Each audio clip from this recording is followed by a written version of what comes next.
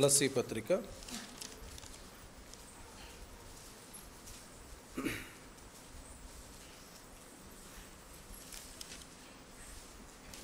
2వ అధ్యాయము.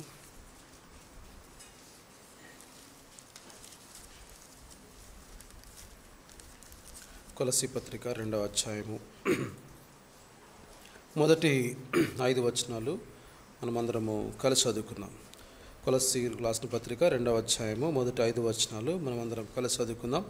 మీ కొరకును లవొదికయ వారి కొరకును శరీర రీతిగా నా ముఖము చూడని వారందరి కొరకును నేను ఎంతగా పోరాడుచున్నానో మీరు తెలుసుకుని కోరుచున్నాను.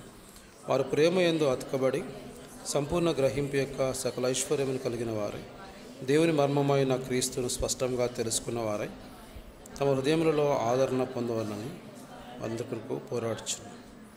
బుద్ధి జ్ఞానంలో సర్వసంపదలు ఆయన గుప్తములైనవి. ఎవడైనా చక్కని మాటల చేత మిమ్మల్ని మోసపుచ్చుకున్నట్లు ఈ సంగతి నేను మీకు చెప్పుచున్నాను. నేను శరీర విషయంలో దూరంగా ఆత్మ విషయంలో మీతో కూడా ఉండి యోగ్యమైన ప్రవర్తనను క్రీస్తునందలి మీ స్థిర విశ్వాసమును చూచి ఆనందించున్నాను. ప్రభు యొక్క సహాయం నిమిత్తమై మనం మోకరించి ప్రభు వైపు చూచుకుందాం. ప్రేమగల మా ప్రియ పరలోకపు తండ్రి, పరిశుద్ధుడైన ప్రభు, ఈ యొక్క మధ్యాహ్న కాల సమయంలో మృదే కాలంలో నేను ఆత్మసత్యంతో ఆరాధించడానికి నీ యొక్క మాటలు మాకు బయలుపరిచారు. మా అందరికీ మీరు సహాయం చేస్తూ వచ్చారు. మీకు వందనాలు, స్తోత్రాలు దేవ. మరొకసారి మధ్యాహ్న కాల సమయాన్ని బల దగ్గరికి మీ అందరం వచ్చి ఉంటుండగా మా యొక్క జీవితాల్లో మమ్మల్ని మేము తేరి చూచుకొని మాలో ఆయాస్కరమైనది ఏదైనా మేము పరీక్షించుకొని ప్రభా యోగ్యంగా నీ బలలో చేయవేటుకు నాకు మా అందరికీ సహాయం దయచేయండి. అల్పుడను అయోగ్యుడు అపాత్రుడను ప్రభా, మరి నీ యొక్క నోటి మాటలు అందించి నడిపించవలసిందిగా ప్రార్థిస్తున్నాం. నీ ప్రజలు ప్రభా మీరు ఏర్పాటు చేసుకున్న స్వాస్థ్యము మా అవసరమైనటువంటి మాటలను మీరు మీ సముఖం నుంచి మాకు అనుగ్రహించి నీ మాటలు మాతో మాట్లాడుతున్నప్పుడు వాటికి అనుగుణంగా మేము లోబడి మా జీవితాల్లో తీర్మానం చేసుకునే కృప దయచేయండి. దేవా, ఘనత మహిమ మీరే ఆరోపించుకుంటాను. వచ్చిన బిడ్డలందరిని బట్టి స్తోత్రాలు చెల్లించుకుంటూ ఈ సమయం ఎంతో మేలుకరంగాను మా ఆత్మీయ జీవితాలకు ఉపయోగకరంగాను చేయమని వేడుకుంటూ మా జీవితాలను మీకు అప్పగించుకుంటూ యేసు ప్రభువారి యొక్క శ్రేష్టమైన ఘనమైన నామములో ప్రార్థించి వేడుకుంటున్నాం తండ్రి, ఆమేన్.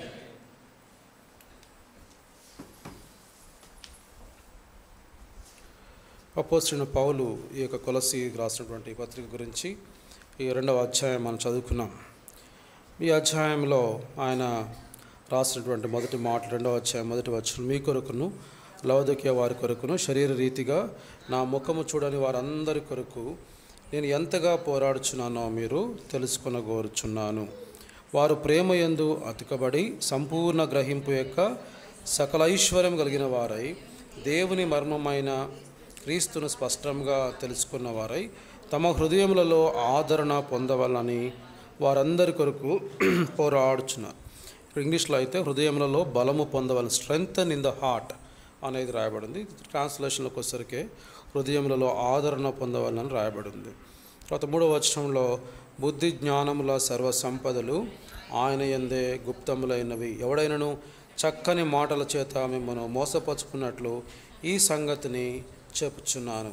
శరీర విషయంలో నేను దూరంగా ఉన్నను, ఆత్మ విషయంలో మీతో కూడా ఉండి మీ యోగ్యమైన ప్రవర్తనను క్రీస్తునందలి మీ స్థిర విశ్వాసమును చూచి ఆనందిస్తున్నాను.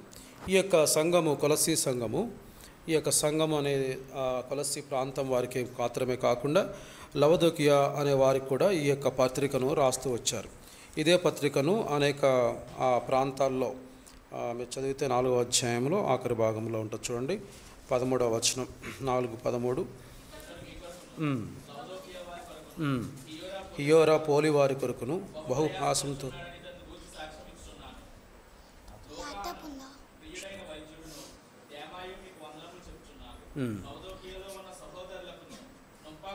చాలు ఇక్కడ మీ కొరకును, తర్వాత లవొదికయ వారి కొరకును, హియోరా పోలి వారి కొరకు ఆ ప్రాంతంలో వారి గురించి ఇక్కడ రాస్తూ ఉన్నాడు. ఎవరంటే ఇక్కడ ఎపఫ్రా. యాక్చువల్గా ఈ సంఘమును అపోస్తలుడైన పౌలు ఏర్పాటు చేయలేదు, కానీ అపోస్తలుడైన పౌలు చేత ఏర్పరచబడినటువంటి ఒక యవనస్తుడు ఎవరంటే ఎపఫ్రా. ఈ ఎపఫ్రా అనేటువంటి వ్యక్తి ఈ సంఘమునకు బోధిస్తూ ఏదైతే తాను నేర్చుకుంటూ వచ్చాడో అపోస్తలుడైన పౌలు నుంచి ఆ విషయాలను ఆ ప్రాంతంలో సువార్త చేస్తూ 12వ వచనం, 4వ అధ్యాయము 12వ వచనం, మీలో ఒకడును క్రీస్తు యేసు దాసుడునైన ఎపఫ్రా మీకు వందనములు చెప్పుచున్నాడు.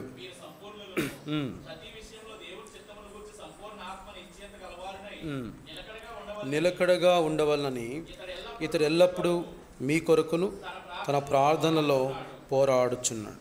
ఇక్కడ ఈ ఈ ఎపఫ్రా అనేటువంటి వ్యక్తి ద్వారా ఈ సంఘము ఏర్పాటు చేయబడింది.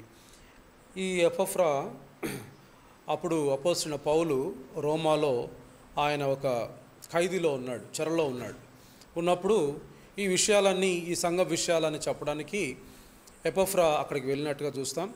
ఎపఫ్రా వెళ్ళి వాళ్ళ సంగతులు వాళ్ళ సంఘం యొక్క విషయాలు, ఆ విషయాలన్నీ ఆయన ప్రస్తావించినప్పుడు నేను అనుకుంటాను, ఎపఫ్రా మా సంఘానికి ఒక లెటర్ రాయండి, పత్రిక, ఎందుకంటే మా సంఘము బలపరచబడాలి, మా సంఘంలో ఉన్న విషయాలన్నీ ఇవి. ఆయన వ్యక్తిగతంగా వారు ఎవరిని చూడలే. పౌలు ఆ యొక్క ఎఫెసీ ప్రాంతంలో పరిచర్య చేస్తున్నప్పుడు వీళ్ళందరూ అక్కడ కలుస్తారు. అక్కడి నుంచి ఈ ఎపఫ్రా ఆ పలానా ప్రాంతంలోకి వెళ్ళి తాను ఏదైతే సువార్త నేర్చుకున్నాడో ఆ సువార్తను ఆ ప్రాంతాల్లో ప్రకటించి ఈ యొక్క కొలసీ సంఘము, తర్వాత లవదికియా, హియెరపోలియో అలాంటి సంఘముల వారికి ఈయన సువార్త ప్రకటిస్తూ వచ్చినాడు. ఇక్కడ చూస్తే మన సందర్భాన్ని చూస్తే ఈ ఎపఫ్రా ఏం చెప్పాడంటే పౌలుకి విషయాలని చెప్పి, మా సంఘానికి కూడా ఒక పత్రిక, అప్పట్లో మెసేజ్లు లేవు, ఉత్తరాలే ఉన్నాయి. అపోస్తలుడైన పౌలు ద్వారా ఆ యొక్క పరిచర్య మంచిగా చక్కగా జరిగించబడుతూ ఉంది. అపోస్తలుడైన పౌలు నేరుగా దేవుని యొక్క శిష్యుడు కాకపోయినప్పటికీ దేవుని విషయాలను అపోస్తలుడైన పౌలు చాలా చక్కగా వివరిస్తూ సువార్త గురించి బయలుపరుస్తూ సంఘాల్లో ఈ యొక్క మాటలు ఆయన మొదటి సువార్త దండయాత్ర, రెండో సువార్త దండయాత్ర అనేక ప్రాంతాల్లో పరిచర్య విస్తరిస్తూ వచ్చింది. ఆయన ఆఖరికి ఎండ్ స్టేజ్లో ఉన్నాడు. రోమాలో ఆయన యొక్క తీర్పు రావాల్సి ఉంది. ఆ తీర్పు వచ్చిన తర్వాత ఆయన ఏమవుతాడు అనేది ఇంకా తెలియదు. బట్ ఆయన ఒక ఖైదీలో ఉన్నాడు. కానీ అపోస్తలుడైన పౌలుకు తెలుసు ఆయన ఒక చివరి దశలో ఉన్నాడు. ఎందుకంటే అన్ని ట్రయల్స్, అన్ని తీర్పులు అయిపోయినాయి, ఆ లోకల్ కోర్టులో తీర్పులు అయిపోయినాయి, అంత ఫైనల్ జడ్జిమెంట్కి వచ్చాడు అనమాట. ఆ టైంలో ఆయనతో పాటు పరిచర్య చేసి ఆయనతో నేర్చుకున్న విషయాలు కలిగిన వారందరూ, ఎపఫ్రా, తీతుకు, తిమోతి, వీళ్ళందరూ కూడా ఆయన ఆయా సమయాల్లో కలుస్తూ ఉన్నారు. అలానే ఎపఫ్రా కూడా ఈ సంఘం వారి విషయాలను, లవదికియా, కొలసి, హియెరపోలియో వాళ్ళ యొక్క విషయాలను ఈ యొక్క పౌలుకు బయలుపరిచాడు, చెప్పాడు, డిస్కస్ చేశాడు. ఆ సంఘానికి రావాల్సినటువంటి మాటల గురించి చెప్పినప్పుడు ఆయన ఈ పత్రిక రాసినట్టుగా మనం చూస్తున్నాం. చూడండి, కొలసీ పత్రిక 1వ అధ్యాయము 6వ వచనం, 5వ వచనం కూడా చదవండి బ్రదర్. మీ యొద్దకు వచ్చిన సువార్త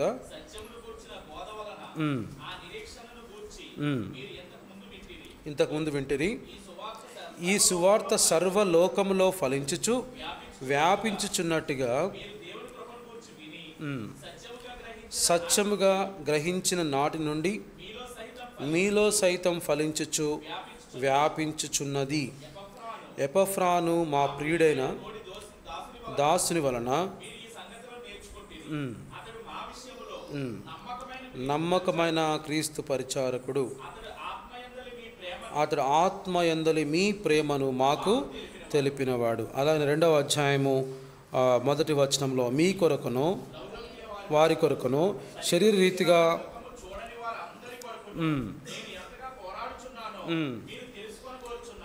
చాలు నా ముఖము చూడని, అంటే వీళ్ళందరూ ఆయన చూడలే, అయినప్పటికీ కూడా వీరి ద్వారా వీరి గురించి అక్కడ చెప్పాడు. 1వ అధ్యాయం 8వ వచనంలో అతడు మా విషయంలో నమ్మకమైన క్రీస్తు పరిచారకుడు, అతడు ఆత్మయందలి మీ ప్రేమను మాకు తెలిపినవాడు. వాళ్ళ ప్రేమ గురించి, వాళ్ళ విశ్వాసం గురించి చెప్పాడు. చూడండి, ఒక వ్యక్తి గురించి రాయాలంటే మనకి ఎంతో, ఒక లెటర్ రాయాలి అంటే వాళ్ళ గురించి మనకి ఎంతో అవగాహన ఉంటే కానీ మనం రాయలేము. అలాంటిది ఒక సంఘానికి రాసినటువంటి పత్రికలో అనేకమైనటువంటి మాటలు రాస్తూ వచ్చాడు. ఆ సందర్భంలో రాయబడినటువంటి పత్రిక ఈ కొలసీ పత్రిక. 1వ అధ్యాయంలో చూస్తే మనందరం తెలిసిన వాక్య భాగం, ఆయన తేజోవాసులైనటువంటి స్వాస్థ్యంలో వాళ్ళను పాలుభాగస్తులుగా చేశాడు. తర్వాత యేసు ప్రభువారి గురించి 15వ వచనం, ఆయన అదృశ్య దేవుని స్వరూపియు సర్వసృష్టికి ఆది సంభూతుడు. ఎందుకంటే ఆ దినాల్లో యేసు ప్రభువారు ఒక ప్రవక్త, యేసు ప్రభువారు దేవుడు కాదు అనేటువంటి కొన్ని ఆర్గ్యుమెంట్స్ ఉన్నాయి. వాటన్నిటినీ ఆయన క్లారిఫై చేస్తూ 17వ వచనం, ఆయన అన్నిటికంటే ముందుగా ఉన్నవాడు, ఆయనే సమస్తమునకు ఆధారభూతుడు, సంఘము అను శరీరమునకు ఆయనే శిరస్సు, ఆయనకు అన్నిటిలో నుండి ప్రాముఖ్యం కలుగు నిమిత్తం ఆయన ఆది అయి ఉండి మృతుల్లో నుండి ఆది సంభూతుడు. ఈ విషయాలన్నీ ఆయన డాక్టర్నల్ క్లారిఫికేషన్స్ మొదటి చాప్టర్లోనే ఇవన్నీ ఆయన రాసినట్టుగా మనం చూస్తూ ఉన్నాం. ఇకపోతే 2వ అధ్యాయానికి వస్తే ఈ మొదటి వచనంలో చెప్తా ఉన్నాడు, వాళ్ళకు ఒక అప్పీల్ చేస్తూ ఉన్నాడు, ఒక విన్నపం చేస్తున్నాడు. ఏమని చెప్తాడు? 2వ అధ్యాయం 2వ వచనం, వారు ప్రేమయందు అతకబడి సంపూర్ణ గ్రహింపు యొక్క సకల ఐశ్వర్యం గలవారై దేవుని మర్మమైన క్రీస్తును స్పష్టంగా తెలుసుకున్న వారై తమ హృదయములలో ఆదరణ పొందవలని వారందరి కొరకు పోరాడుచున్నాను. ఇక్కడ మన అంశానికి వెళ్ళే ముందు ఈ యొక్క పత్రికల్లో మనకు చూస్తే ఏం కనబడుతుందంటే, అపోస్తలుడైనటువంటి పౌలు సంఘముల గురించి సంఘము గురించి ఎంత పట్టింపు, ఎంత పోరాటము, ఎంత దాని గురించినటువంటి క్రయము చెల్లించిన వాడిగా మనం చూస్తూ ఉన్నాం. అక్కడ అన్నాడు 2వ వచనం 2వ అధ్యాయం, నేను ఎంతగా పోరాడుచున్నానో మీరు తెలుసుకొనగోరుచున్నాను. వాళ్ళ గురించి ఎంత ఆయన ప్రయాసపడుతున్నాడు అనేది ఆయన చెప్తా ఉన్నాడు. మీరు తెలుసుకోవాలి. తర్వాత అదే మొదటి అధ్యాయము 28వ వచనం, క్రీస్తునందు సంపూర్ణునిగా చేసి ఆయన ఎదుట నిలవబెట్టవలనని మేము ప్రతి మనుషునికి బుద్ధి చెప్పుచు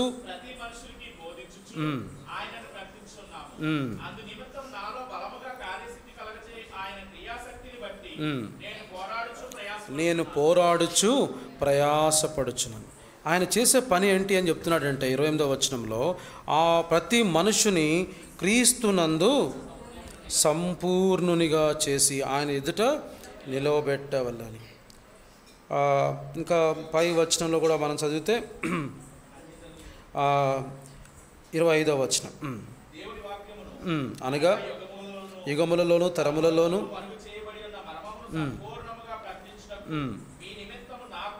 నాకు అప్పగింపబడిన నేను ఆ సంఘమునకు పరిచారకుడనైతిని, మర్మం యొక్క మహిమైశ్వర్యం ఎటుదో అనగా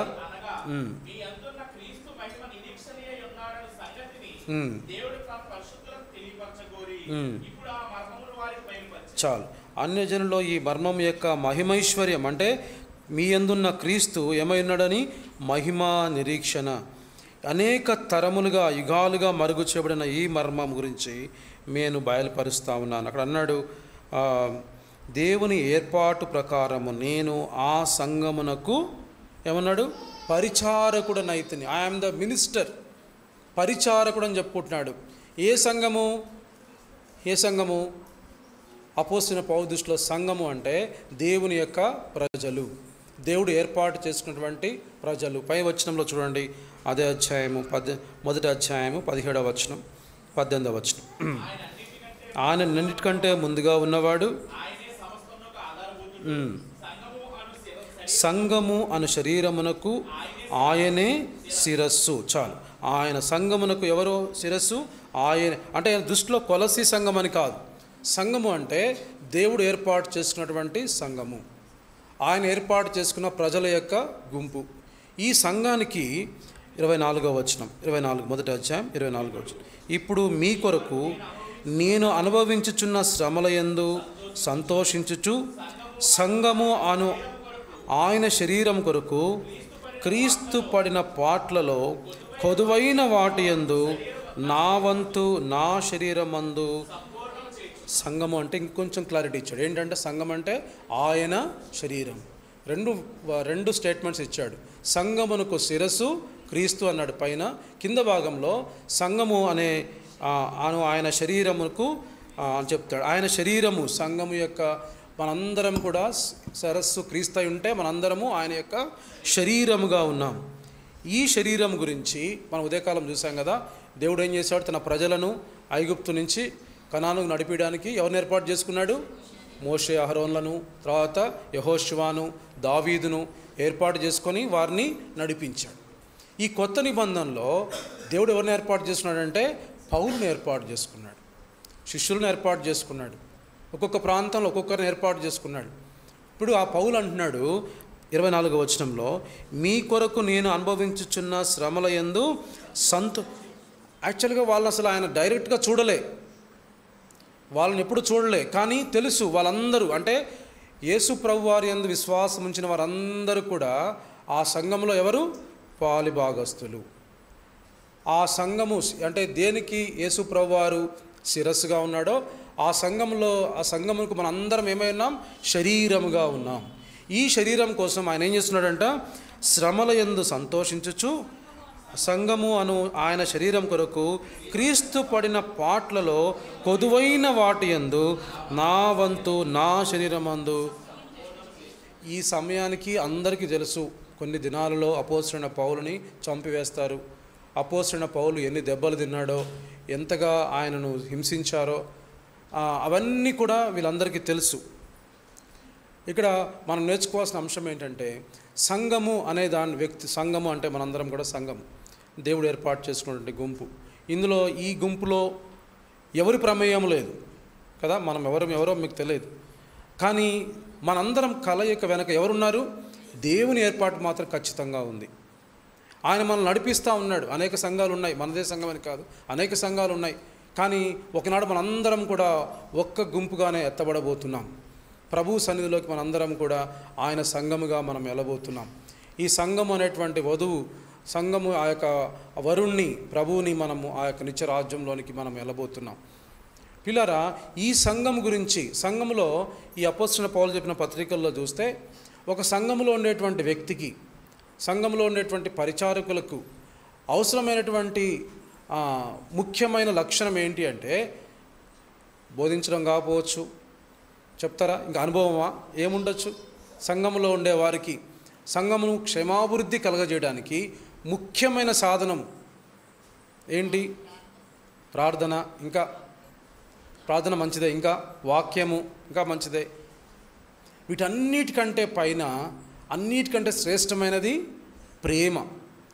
సంఘములో ఉండేవారందరికీ సంఘములో క్షేమాభివృద్ధి కలగాలంటే సంఘములో ఉండే ప్రతి వ్యక్తికి అది ఏముండాలా? సంఘము గురించిన ప్రేమ ఉండాలి.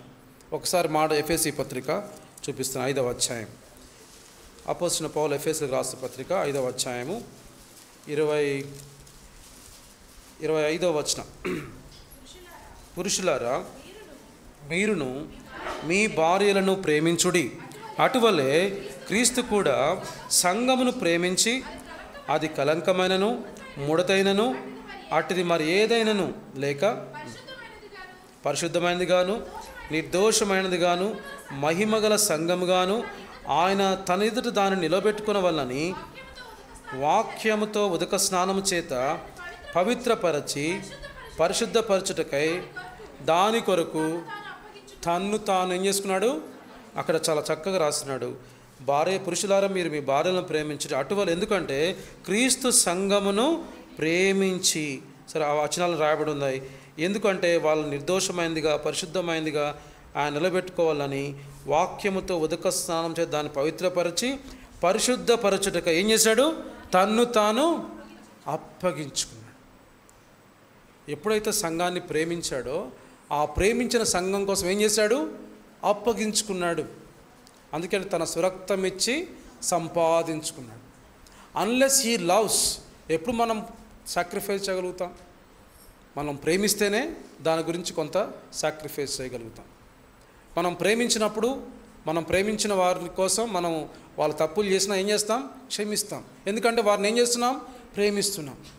వాళ్ళు తప్పులు చేసినా క్షమిస్తాం, వారి కోసం ప్రయాసపడతాం. సంఘంలో ఇక్కడ చెప్తున్నాడు అపోస్తలుడైన పౌలు, అక్కడ రాస్తున్నాడు, క్రీస్తు కూడా సంఘమును ప్రేమించాడు కాబట్టి ఆయన దానికోసం ఏం చేశాడు? తను తాను అప్పగించుకున్న. అపోస్తలుల కార్యాలు 20వ అధ్యాయము 28వ వచనం. అపోస్తలుల కార్యాలు 20వ అధ్యాయము 28వ వచనం. దేవుడు తన స్వరక్తమిచ్చి సంపాదించిన తన సంఘమును కాయుటకు పరిశుద్ధాత్మ మిమ్మును దేనియందు అధ్యక్షులుగా ఉంచెనో ఆ యావత్తు మందను గుర్చి మీ మట్టుకు మిమ్మల్ని గుర్చి దేవుడు తన స్వరక్తమిచ్చి సంపాదించుకొనిన సంఘము. ఈరోజు ఈ సంఘం గురించి ఆయన ఏం చేశాడు? తన రక్తమును కార్చాడు. పురుషులు ఏ విధంగా భార్యలను ప్రేమిస్తారో యేసు ప్రభువారు మనతో ఒక నిబంధన చేసుకున్నాడు. ఈ సంఘము కోసము ఆయన ఈ సంఘము కోసము తన ప్రాణం అర్పించి, ఈ సంఘము తన కోసం తన పోలికగా మార్చబడడానికి ఎంత బాండేజ్ అంటే, ఈ తలను తీసేస్తే ప్రాణం ఉంటుందా? ఉండదు. ఈ అవయవాలను తీసేస్తే ఉంటుందేమో ప్రాణం, కానీ కొన్ని అవయవాలను తీసినా కూడా బ్లీడింగ్ అయితే చనిపోతారు. అంత అవినాభావ సంబంధం. అంటే శిరస్సు తర్వాత ఈ శరీరం ఎవరం? మనము సంఘం. ఈ సంఘమునకు శిరస్సు క్రీస్తు అయి ఉన్నాడు. ఈ సంఘమును ఆయన ప్రేమించాడు కాబట్టే తాను ఆ యొక్క తన ప్రాణమును అర్పించాడు. ఎందుకంటే కొత్త నిబంధన వరకు అంటే సువార్తల్లో చూస్తే మనం యేసుప్రభువారు వచ్చాడు, నశించిన దాన్ని వెతక రక్షించుటకు మనిషి కుమారుడు ఈ లోకానికి వచ్చాడు అన్నట్లుగా మనం చూస్తాం. దేవుడు లోకమును ఎంతో ప్రేమించను కాగా తన అద్వితీయ కుమారునియందు విశ్వాసం ఉంచి ప్రతివాడు నశింపక నిత్యజీవం పొందినట్లు ఆయన మనకు అనుగ్రహించాడు. అంటే ఒక పాపి కోసం దేవుడు చేసినట్టుగా మనకు కనపడుతుంది సువార్తల్లో చూస్తే. ఎప్పుడైతే పత్రికలకు వస్తామో దేవుని రక్తము, దేవుని యొక్క ప్రాణము, దేవుని యొక్క ప్రేమ ఎవరి కోసం కనబడినట్టు కనబడుతుంది? సంఘము కోసము. It's not for single. సొంత రక్షణే దేవుడు మనకి ఇచ్చాడు, కానీ ఈ ఆయన యొక్క ఉద్దేశం ఏంటంటే మనము సంఘముగా సహవాసముగా ఈ మర్మమైనటువంటి క్రీస్తును వీళ్ళు ప్రకటిస్తున్నారు. రండి ఒకసారి చదువుకుందాం. కొలసీ పత్రిక మొదటి అధ్యాయం. కొలసీ పత్రిక మొదటి అధ్యాయము 25వ వచనం. మొదటి అధ్యాయము 25వ వచనం. దేవుని వాక్యమును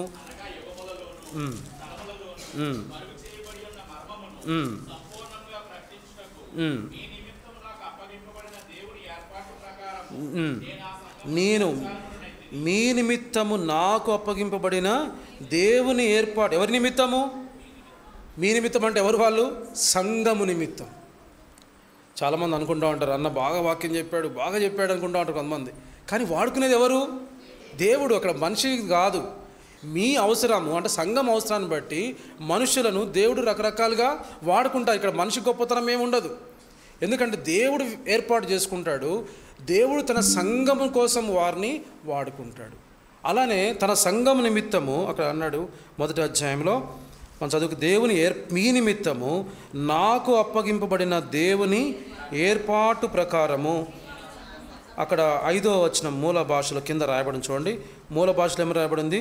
గృహ నిర్వాహకత్వం ప్రకారము నేను ఆ సంఘమునకు అధ్యక్షుడనైతే అనట్లేదు. ఏమన్నాడు? పరిచారకుడనైతిని. సంఘంలో ఉన్న వాళ్ళందరం ఏంటి? ఇక్కడ మనం పరిచారకులం. ఎవరికి పరిచారకులం? దేవునికి, దేవుని యొక్క సంఘమునకు పరిచారకులం. Not for individual. ఇది సంఘము, దేవుని సంఘమునకు పరిచారకులు అవుతాడు కాబట్టి దేవుడు ఈ పరిచర్యానికి ఇచ్చాడు కాబట్టి. పై వచనం చదవండి, 14వ వచనం 24వ వచనం. ఇప్పుడు మీ కొరకు నేను అనుభవించుచున్న శ్రమల యందు సంతోషించుచు సంఘము ఆయన శరీరం కొరకు క్రీస్తు పడిన పాట్లలో కొదవైన వాటి యందు నా వంతు నేను. క్రీస్తు పడిన పాటలు దేనికోసం ఆయన పడిన పాటలు? సంఘమను శరీరం. అంటే దేవుడు ఆయనకు ఈ జ్ఞానం బయలుపరిచాడు. దేవుడు యేసుప్రభువారు తన సంఘము కోసం శ్రమించాడు, తన సంఘము కోసం ఆయన రక్తం పెట్టాడు. ఇప్పుడు ఆయన పడిన పాటలలో కొదువైన వాటి యందు నా వంతు నా శరీరం మందు చిన్నవి. దేవునితో పోలిస్తే నా శ్రమలు అనేవి ఆయన చెప్పే ఉద్దేశం ఏంటంటే ఆయన పడిన పాటలో కొదువైన వాటి యందు నా వంతు నా శరీరం మందు.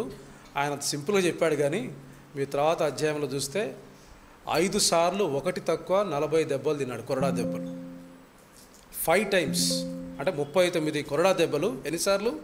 5 సార్లు. ఒకసారి ఇమాజిన్ చేయండి. 5 × 40 అంటే ఆల్మోస్ట్ 200. 200 ఒక 5 తీసేయండి అంటే 195 కొరడా దెబ్బలు తిన్నాడు. అవి ఆయన తను జనరల్గా అలాంటివి మనం చెప్పుకుంటామా? మనం చెప్పుకోం కదా. అది ఆయన గొప్పతనంగా రాసుకున్నాడు పత్రికల్లో. 5 మార్లు 40కి 1 తక్కువ 40 కొరడా దెబ్బలు తిన్నాను. ఎవరి కోసం? దేవుని యొక్క సంఘం కోసం. ఇక్కడ ఒక చిన్న ఇంపార్టెంట్ ఆస్పెక్ట్ ఉంది. ఏంటంటే యేసుప్రభువారు సంఘమును ప్రేమించాడు కాబట్టి సంఘం కోసం ఆయన శ్రమపడ్డాడు. యేసుప్రభువు వారు సంఘమును ప్రేమించాడు, సంఘం కోసం కష్టపడ్డాడు. కాబట్టి అపోస్తలుడైన పౌలు కూడా యేసుప్రభువు వారు ప్రేమించాడు కాబట్టి ఈయన కూడా ఏం చేస్తున్నాడు? సంఘమును ప్రేమిస్తున్నాడు. సంఘం కోసం యేసుప్రభువు వారు శ్రమపడినట్టుగా ఈయన కూడా సంఘం కోసం శ్రమ పడుతున్నాడు. ఎందుకు ఎలా శ్రమ పడగలుగుతున్నాడంటే యేసుప్రభువు వారు సంఘమును ఏ విధంగా ప్రేమించాడో అదేవిధంగా పౌలు కూడా సంఘమును ఏం చేశాడు? ప్రేమించాడు.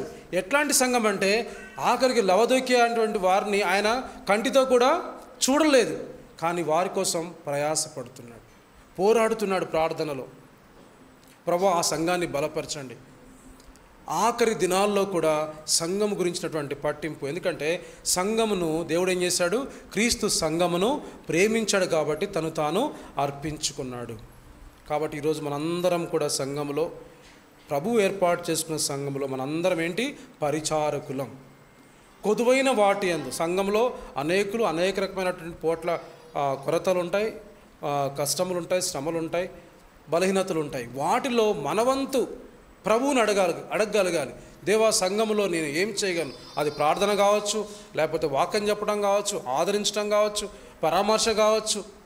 సంఘములో అంటే దేవుడు ఏర్పాటు చేసుకున్నటువంటి సంఘము అంటే ఆయన శరీరమునకు మనవంతు పౌలు వలె మనం వాటిని ప్రేమించాలా, వారి కోసం మనము శ్రమించగలగాలి. అపోస్తలుడైన పౌలు జీవితం చూసి మనం నేర్చుకునేది ఇదే. సంఘంలో మనం చూస్తే ఇప్పుడు కొరింథీ పత్రికలో కొన్ని వచనాలు మీకు చూపిస్తారండి. కొరింథీ పత్రిక మొదటి అధ్యాయం. ఈ సంఘానికి రాసిన పత్రికలు, కొన్ని పత్రికలు మీకు చూపిస్తాను, త్వరగా ముగిస్తాను. మొదటి కొరింథీ పత్రిక మొదటి అధ్యాయం 2వ వచనం. ముందుగా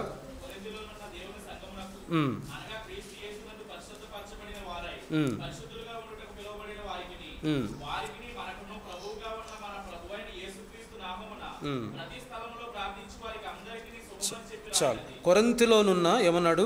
దేవుని సంఘమునకు అనగా క్రీస్తు యేసునందు పరిశుద్ధపరచబడిన వారై పరిశుద్ధులుగా ఉండుటకు. వీళ్ళు ఎలా పిలుస్తున్నాడంటే పరిశుద్ధులు అని పిలుస్తూ ఉన్నాడు, దేవుని సంఘము అని పిలుస్తూ ఉన్నాడు. అపోస్తలుడైన పౌలుకు తెలుసు అదే కొరింథీ పత్రిక గురించి. కొంచెం కిందికి వెళ్తే వర్షం అంతా మారుతుంది. మీలో ఏమున్నాయి? కలహాలు ఉన్నాయి, విభేదాలు ఉన్నాయి, కొట్టుకుంటున్నారు, ఒకరి మీద ఒకరు కొట్టుకుంటున్నారు. ఒకసారి అన్నాడు ఒక దగ్గర, నేను కర్ర పట్టుకొని మీ దగ్గరకు వస్తానన్నాడు. కానీ ఏమని పిలుస్తున్నాడు? దేవుని సంఘము, పరిశుద్ధులు. ఏ సంఘం అయితే అక్కడ ఒక చోట అంటాడు, ఒక పత్రిక రాస్తూ, ఇంత త్వరగా భిన్నమైన సువార్తకు పోవట చూచి నేను ఆశ్చర్యపోతున్నాను. అంటే తప్పుడు బోధలు, లేదంటే సరైనటువంటి క్యారెక్టర్ వల్ల లేకపోవటము, తప్పుడు వాటిని పూజించడం, లేదంటే పాత ఆచారాలని, ఇలా చాలా అంశాలు ఉన్నాయి పత్రికల్లో అవి రాసిన వాటిలో. కానీ ఆయనకు తెలుసు వాళ్ళు ఇన్ని కొరతలు ఉన్నప్పటికి కూడా వారందరూ ఎవరు? దేవుని యొక్క సంఘము. నాకు తెలిసి అనుకుంటాను అపోస్తలుడైన పౌలు ఈ కొరింథీ పత్రికకు రాసినంత వాళ్ళకున్న సమస్యలు ఇంకే సంఘానికి కూడా లేవు. ఎన్ని పత్రికలు రాశాడు? ఎన్ని పత్రికలు రాసి కొరింథీలకి? 2 పత్రికలు. మొదటి కొరింథీలు ఎన్ని అధ్యాయాలు? 16 అధ్యాయాలు. 2వ కొరింథీలో 12, 16, 12 మొత్తం ఎన్ని అధ్యాయాలు? 28 అధ్యాయాలు రాశాడు. ఎవరికి రాశాడు? కొరింథీ సంఘానికి రాశాడు. నాకు తెలిసి 50 కంటే పైన సమస్యలు ఉంటాయేమో. కానీ ఈ సంఘాన్ని ఎట్లాగా వీళ్ళకున్నటువంటి ఈ కొరతల నుంచి, వీళ్ళకున్నటువంటి ఈ యొక్క శారీరకమైన శ్రమలు, శారీరకమైన శోధనలు, మిస్గైడెన్స్ నుంచి తప్పించడానికి నాకు తెలిసి ఆయన ప్రార్థన చేసి బహుభారముతో ఈ పత్రిక రాసుంటాడు. 28-16 అధ్యాయాలు అనుకుందాం. ఒక రోజులో రాయగలుగుతారా? ఇంపాసిబుల్. ఇప్పుడు మన ఏదైనా ఒక కంటెంట్ ఉందనుకోండి, సోదరికి నేను లెటర్ రాయాలంటే విషయం ఉంటే దాని మీద రాసేస్తాను పావుగంటలో. కానీ ఒక సమస్య కాదు, ఎన్ని సమస్యలు ఉంటాయి? చాలా సమస్యలు ఉన్నాయి. మీరు చూడండి, తర్వాత 1 by 1 రాస్తుంటాయి. ఇన్ని సమస్యలన్నిటి గురించి ఆయన ప్రార్థన చేస్తూ 1 by 1 ప్రేయర్ చేస్తూ దేవుడు తన పరిశుద్ధాత్మ ద్వారా బయలుపరిచిన విషయాలన్నింటినీ ఒక్కొక్కటి ఎత్తిపట్టి రాస్తూ వచ్చాడు. ఈ కొరింథీ సంఘం గురించి నా మొదటి కొరింథీ పత్రిక 4వ అధ్యాయము 11వ వచనం చూడండి. 4వ అధ్యాయం 11వ వచనం ఏమంటాడు? ఈ గడియ వరకు నిలువరమైన నివాసము లేక ఉన్నాము, స్వహస్తములతో పనిచేసి కష్టపడుచున్నాము, నిందింపబడి దీవించుచున్నాము, హింసింపబడి ఓర్చుకొనుచున్నాము, దూషింపబడి బతిమాలుకొనుచున్నాము, లోకమునకు మురికిగాను అందరికీ పెంటగాను ఇప్పటి వరకు ఎంచబడి ఉన్నాము. నేను అనుకుంటాను పాపం వాళ్ళని తిట్టలేక ఆయన ఏం చేస్తున్నాడు, తిట్టుకుంటున్నాడు. వాళ్ళని తిట్టట్లే ఏం తిడుతున్నాడు, మేమే లోకానికి ఎలా ఉన్నాం, పెంటగా ఉన్నాం. సింపుల్గా ఒక మాట 5వ వచనం చూడండి, 6వ వచనం. సహోదరులారా మీరు మమ్మల్ని చూచి నేర్చుకొని ఉప్పొంగకుండునట్లు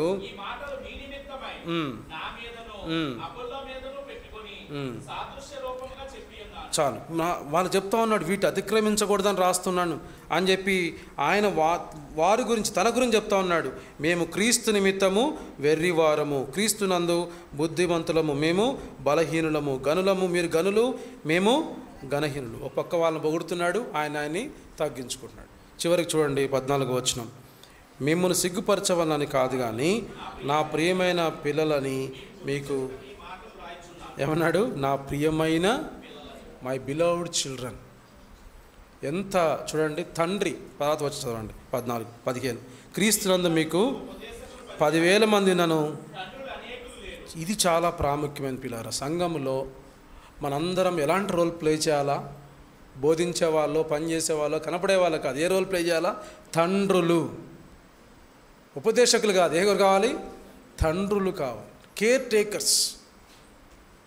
అక్కడ అన్నాడు మిమ్మల్ని సిగ్గుపరచవాలని కాదు కానీ నా ప్రియమైన పిల్లలని మీకు బుద్ధి చెప్పుటకు ఈ మాటలు రాయొచ్చు. 16వ వచనం. క్రీస్తు యేసునందు సువార్త ద్వారా నేను మిమ్మను కంటిని గనుక మీరు నన్ను పోలి నడుచుకున్న వారని వాళ్ళని మిమ్మను బతిమాలు కొనుచున్నాను.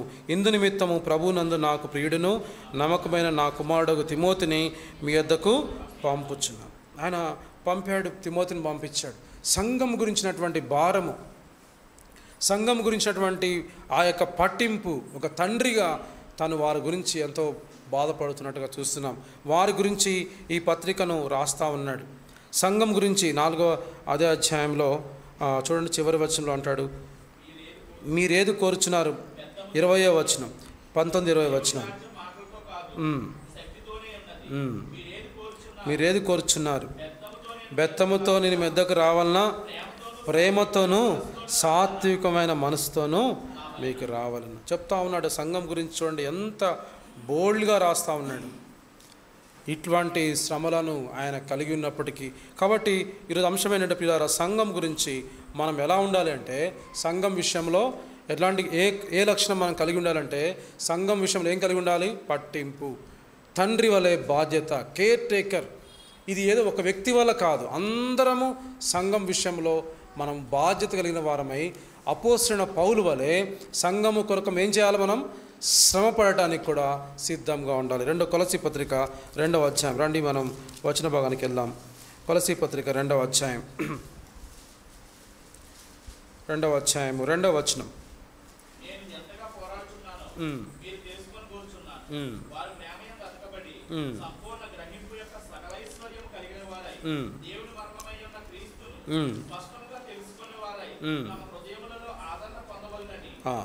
వారు ప్రేమ యందు అతకబడి, తర్వాత ఏం చెప్పాడు? సంపూర్ణ గ్రహింపు యొక్క సకల ఐశ్వర్యము కలిగిన వారై దేవుని మర్మమైన క్రీస్తును స్పష్టముగా తెలుసుకున్న వారై తమ హృదయములలో ఆదరణ, ఇంగ్లీష్లో స్ట్రెంగ్త్ అని ఉంది. అంటే హృదయములలో మనం బలం పొందాలంటే వెనక్కి రండి. తమ హృదయములలో బలం పొందాలంటే ఏం చేయాలి? వాళ్ళు క్రీస్తును స్పష్టంగా తెలుసుకోవాలి. అలానే సంపూర్ణ గ్రహింపు యొక్క సకల ఐశ్వర్యము కలిగి ఉండాలి. అది కలిగి ఉండాలంటే ఏమి చేయబడాలా? ప్రేమయందు అతక. ఇది సోర్స్. ఇప్పుడు ఇట్టించి వస్తే ప్రేమయందు అతకబడితే ఏమొస్తుంది మనకు? సంపూర్ణ గ్రహింపు యొక్క సకల ఐశ్వర్యము. ఐశ్వర్యం కలిగి ఉంటే ఏమొస్తుంది? క్రీస్తును మర్మమును స్పష్టంగా తెలుసుకొని హృదయములలో ఏం పొందుతాం? ఆదరణ, ఇంగ్లీష్లో అయితే బలము. పిల్లరా, అన్నిటికీ కారణం 1 కొరింథీయులోనే కదా ఆ మాట రాశాడు. చూడండి 13వ అధ్యాయము, 1 కొరింథీ పత్రిక 13వ అధ్యాయం ప్రేమ గురించి ఈ అధ్యాయం అంతా రాశాడు. ఆఖరి వచనం చదవండి. కాగా విశ్వాసము, నిరీక్షణ, ప్రేమ, ఈ మూడును నిలుచును. వీటిలో శ్రేష్టమైనది ప్రేమే. ఆ అధ్యాయంలో అంటాడు 2వ వచనం, ప్రవచనించు కృపావరము కలిగి మర్మములన్నీ జ్ఞానమంతయు ఎరిగిన వాడనైనను కొండలను పెకిలింపగల పరిపూర్ణ విశ్వాసము గలవాడనైనను ప్రేమ లేనివాడనైతే నేను. అన్ని తలాంతులున్నా కూడా అదే మనం ఈ యొక్క ధ్యానం, మన యొక్క అంశం ఏంటంటే సంఘములో ఉండే ప్రతి విశ్వాసికి ఉండాల్సినటువంటి ప్రాముఖ్యమైన లక్షణం ఏంటది? ప్రేమ. ఈ సంఘము అంటే దేవుని శరీరమైనటువంటి మనము క్షమాభివృద్ధి నొందాలంటే ప్రేమ కలిగి ఉండాలి. ఎవరి పట్ల ప్రేమ కలిగి ఉండాలి? సంఘము పట్ల. సంఘంలో ఒకళ్ళే ఉంటారా? అందరూ ఉంటారు. సంఘంలో బలవంతులు ఉంటారు, సంఘంలో బలహీనులు ఉంటారు, సంఘంలో అర్థం చేసుకునే వాళ్ళు ఉంటారు, అర్థం చేసుకునే వాళ్ళు ఉంటారు. వీరందరినీ కలుపుకొని పోవటమే ఏంటి? సంఘం. యేసుప్రభువు వారు 12 మంది శిష్యులను ఏర్పాటు చేసుకున్నాడు. అందులో ఒక శిష్యుడు ఎవరైనా, ఆయన ఒక్కరు సపరేట్. ఎవరు? ఇస్కరియోతు. యేసుప్రభువు వారు తెలియదా? తెలిసి ఏమిచ్చాడు? ఏ సంచి ఇచ్చాడు? డబ్బు సంచి ఇచ్చాడు. మనందరం కూడా ఆయన ప్రణాళికలో భాగమే. ఇది దేవుడు తన సురక్తం ఇచ్చి సంపాదించుకున్న సంఘము. ఇది ఒక మర్మము. ఏంటా మర్మం అంటాడంటే, అన్యజనులైన వారందరూ కూడా క్రీస్తు శరీరంగా సమకూర్చబడి యూదులు ఏదైతే వారసత్వం పొందారో అదే వారసత్వం క్రీస్తులో సమాన వారసత్వాన్ని మనం పొందాం అనేటువంటి గొప్ప మర్మాన్ని యేసుప్రభువు వారు అపోస్తలుడైన పౌలు ద్వారా బయలుపరచబడుతూ వచ్చారు. ఈ మర్మమైనటువంటి దేవుని సంఘం అని చెప్తాడనమాట. ఈ సంఘం అంటే ఎవరు? దేవుని యొక్క మర్మం. ఇది హిడెన్ సీక్రెట్. ఎప్పుడైతే అపోస్తలుడైన పౌలు ద్వారా ఇది బయలుపరచబడిందో, ఈ సంఘం కోసము నా శరీరంలో యేసుప్రభువు వారు పడినటువంటి పాటలో కొదువైన వాటి కోసం నా వంతు శ్రమను నేను ఇస్తున్నానంటాడు. అందుకోసము ఏ సంఘం కోసమైతే దేవుడు ఏ సంఘమును ముడత లేనిటువంటి, కలంకం లేనటువంటి దానిగా, పరిశుద్ధమైన దానిగా ఆయన ఒకనాడు ఆయన సంఘముని నిల్చోబెట్టబోతున్నాడో ఆ సంఘం కోసం తన జీవితంలో శ్రమ పడుతూ వచ్చాడు. జీవితాన్నే ఆయనకి చెప్పాలంటే ప్రాణార్పణంగా పోయబడ్డాడు. ఒక్కసారి ఆయన శ్రమలో 1 కొరింథీ పత్రిక రండి చూపిస్తాను. 1 కొరింథీ పత్రిక 2వ కొరింథీ పత్రిక 11వ అధ్యాయము 23వ వచనం.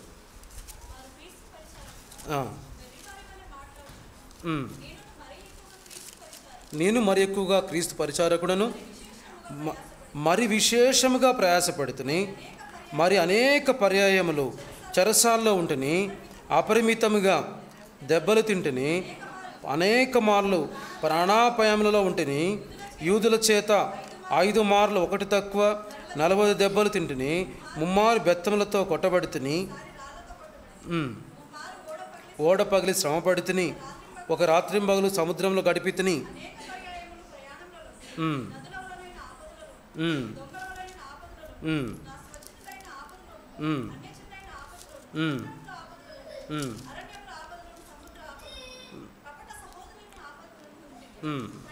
ప్రయాసముతోనూ కష్టములతోనూ తరచుగా జాగరణములతోనూ ఆకలి దప్పులతోనూ తరచుగా ఉపవాసములతోనూ చలితోనూ దిగంబరత్వంతోనూ ఉంటిని.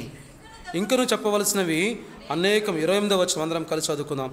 ఇవియుగాక సంఘములన్నిటిని గుర్చిన చింతయు కలదు, ఈ భారము దినదినము నాకు కలుగుచున్నది. ఇదే భారము ప్రియులారా. ఇన్ని కష్టాలు చెప్పాడు, ఎన్ని ఆపదలు ఎవరి కోసం భరించాడు? దేవుని యొక్క సంఘం గురించి. ఇగో నా పరుగు కడముట్టించాను, నా విశ్వాసాన్ని కాపాడుకున్నాను, నా కొరకు నీతి కిరీటం. ఈ శ్రమలకు తెలుసు ఆయనకు, ఈ లోకంలోనే దేవుడు ఆయన కోసం ఏముంచాడు? నీతికి ఒక బహుమానం పొందేటువంటి పరిచారకుడిగా. ఈ చదువుకున్న వాక్య భాగంలో అన్నాడు 23వ వచనం, వారు క్రీస్తు పరిచారకుల వెర్రివాని వలె మాట్లాడుచున్నా, నేను మరి ఎక్కువగా క్రీస్తు పరిచారకుడు. మరి ఎక్కువగా క్రీస్తు పరిచారకుడు. క్రీస్తు పరిచర్య చేయడం అంటే ఎవరికి పరిచర్య చేయటం? ఎవరికి పరిచర్య చేయడం? సంఘముకు పరిచర్య చేయటం. దేవుడు మనల్ని ఎలా వాడుకోవాలో ప్రభు వాడుకుంటాడు. మనము ఆ యొక్క గమనిక కలిగి ప్రభు సన్నిధిలో మనం ప్రార్థించినప్పుడు సంఘమునకు ఉపయోగపడే సాధనంగా ఆయన మార్చుకుంటాడు. ఎక్కువ సమయం లేదు, నేను అనుకున్న అంశం యాక్చువల్గా పోలేదు. పేతురు, ఒక ఉదాహరణ ముగిస్తాను. పేతురు ఎన్నిసార్లు బొంకాడు? 3 సార్లు బొంకాడు. అదే పేతురు ప్రభువు కోసం తన ప్రాణంని సిలువ వేస్తానంటే ప్రభువులాగా నేను వేయటానికి అర్హుడిని కాదని తలకిందులుగా సిలువ వేయించుకున్నాడు, హతసాక్షిగా చేయబడ్డాడు. ఇక నా పని అయిపోయింది, ఇక నా వల్ల కాదు, నేను మళ్ళా పోయి ఏం చేస్తాడు? చేపలు పట్టుకుంటాను తిబెరే సముద్రం తీరానికి వెళ్ళినప్పుడు పేతురు వెళ్ళాడు, దేవుడు వెళ్ళాడు, పేతురుని దర్శించాడు, పేతురుని అడిగాడు, పేతురు నువ్వు నన్ను ప్రేమించుచున్నావు? యేసుప్రభుని ప్రేమించట్లేదా పేతురు? ప్రేమించాడు, అందులో డౌట్ లేదు. కానీ ఇప్పుడు ప్రేమించాల్సింది ఆయన సంఘం కోసం. దేవుడు దేనికోసం ఏర్పాటు చేసుకున్నాడు పేతుర్ని? ఆయన సంఘమును నిర్మించాలి. ఉదయకాలం చూస్తున్నాం కదా, ఆయన ఒక ప్రజలను ఏర్పాటు చేసుకున్నాడు. యాజక రాజ్యముగా, పరిశుద్ధ జనముగా ఏర్పరచబడిన వారిని ఆయన సంఘంలో చేర్చడానికి ఈ శిష్యులందరినీ ఏర్పాటు చేసుకున్నాడు. వీరి ద్వారా తన పరిచర్యను జరిగించుకున్నాడు. అదే పేతురును, ఏ పేతురైతే బొంకాడో, ఏ పేతురైతే వెనక్కి వెళ్ళిపోయాడో, ఏ పేతురైతే నా వల్ల కాదనుకున్నాడో, అదే పేతురును దేవుడు బలపరిచి అనేకులకు ఉపయోగపడే సాధనంగా మారుస్తూ వచ్చాడు. ఈరోజు మనం కూడా ప్రేమ యందు అతకబడి, ప్రేమతో సంఘం గురించినటువంటి ఎఫెక్షన్, సంఘం గురించినటువంటి బాధ్యత, సంఘం గురించి శ్రమపడటానికి సిద్ధపాటు కలిగి, ఈ సంఘంలో మనందరం కూడా ప్రేమ కలిగి, ఒకరి గురించినటువంటి ప్రేమ మనం చివరిగా మాట చదువుకొని మనం ముగించుకుందాం. కొలసీ పత్రిక 2వ అధ్యాయము 2వ వచనం అందరం కలిసి ఆల్టుగెదర్. కొలసీ పత్రిక 2వ అధ్యాయము 2వ వచనం అందరం కలిసి చదువుకుందాం. నేను ఎంతగా పోరాడుచున్నానో మీరు తెలుసుకుని కోరుచున్నాను. వారు ప్రేమ యందు అతకబడి సంపూర్ణ గ్రహింపు యొక్క సకలైశ్వర్యం గలవారై దేవుని మర్మమైన క్రీస్తును స్పష్టంగా తెలుసుకున్నవారై తమ హృదయంలో ఆదరణ పొందవాలని వారందరి కొరకు పోరాడుచున్నాను. వారందరి కోసం పోరాడుతున్నాడు. మనం కూడా సంఘం విషయంలో బాధ్యత కలిగినటువంటి వారమై ఒకరి గురించి ఒకరం మనము ఇది ఒక వ్యక్తికో ఒక కుటుంబానికో కాదు, కానీ సంఘములో ఆయన ఏర్పాటు చేసుకున్న ప్రజలందరమైనటువంటి మనం వారి అవసరతలను, అందుకని మనం సంఘ ప్రార్థనకు రావాలి, సంఘంలో అవసరతలు తెలుసుకోవాలి, సంఘం అవసరత గురించి వారి గురించి ప్రార్థన చేయాలి. మనం అపోస్తలుడైన పౌలు నేర్చుకున్నాడు. ఏమని నేర్చుకున్నాడంటే క్రీస్తు సంఘమును ప్రేమించి దానికోసం ఏం చేశాడు? తన ప్రాణమును అర్పించాడు. అదే విషయాన్ని తను కూడా నేర్చుకొని తను కూడా ప్రాణం అర్పించడానికి కూడా వెను తిరగలేదు. మనం కూడా మన అనుదిన జీవితాల్లో సంఘంలో ప్రతి కుటుంబం గురించి ప్రార్థన చేసే వారంగా, సంఘం గురించినటువంటి భారం కలిగినటువంటి వారంగా మనం ఈ లోకంలో ఉండాలి. అందుకోసమే దేవుడు మనల్ని సంఘంతో అంటుకట్టాడు. సంఘం గురించిన బాధ్యత అపోస్తలుడు పౌలు అన్నాడు, నేను మరి ఎక్కువగా క్రీస్తుకు పరిచారకులు. అందరము క్రీస్తులో సంఘముకి ఏంటి? పరిచారకులం. ఈ మర్మమును మనం తెలుసుకొని దీని ద్వారా ఎప్పుడైతే ప్రభు సంఘం గురించి మనము పరిచర్య చేస్తుంటామో, ప్రభు సంఘం కోసం మనము ప్రార్థిస్తూ ఉంటామో, ప్రేమతో వారి గురించిన కన్సర్న్ కలిగి ఉంటామో, సంఘములో మనల్ని బలపరుస్తాడు, ఫలవంతంగా చేస్తాడు, అవసరమైన రీతిలో సంఘంలో మనల్ని వాడుకుంటాడు, అనేకులకు ఆశీర్వాద కారణంగా ఆయన మార్చగలుగుతాడు. ఈ అంశాలు మనం జ్ఞాపకం చేసుకొని మోకరించుదాం, మనం పరీక్షించుకొని యోగ్యంగా బల్లో పాల్పొందాం.